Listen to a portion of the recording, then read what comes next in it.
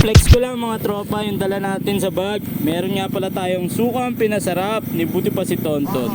So itong mga to tropa, isa rin to sa munting negosyo namin ni Mrs. Sukang pinasarap for only 100 pesos. Good morning mga tropa.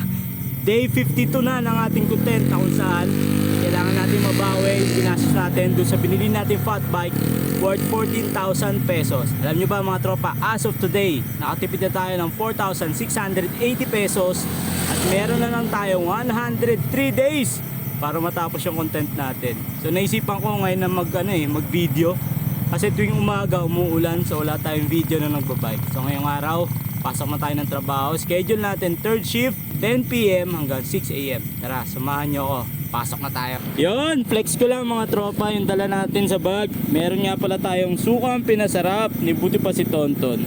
So itong mga to tropa, isa rin to sa munting negosyo namin ni Mrs. Sukang pinasarap for only 100 pesos. Shoutout nga pala mga tropa sa mga customer natin, sa mga katrabaho ko. Maraming salamat tropa sa pagtangkilik sa sukang pinasarap ni buti pa si Tonton TV. Tara, pasok na tayo, baka malate pa tayo. Let's go! Touchdown! Andito na tayo sa trabaho mga tropa. Day 52 ng ating content mga tropa. Na kung saan nakatipid na tayo ng 4,680 pesos at meron na lang tayong 103 days para matapos yung content natin. Oh, sarap mga tropa. Sobra na naman yung pawis ko. So hanggang dito na lang mga tropa.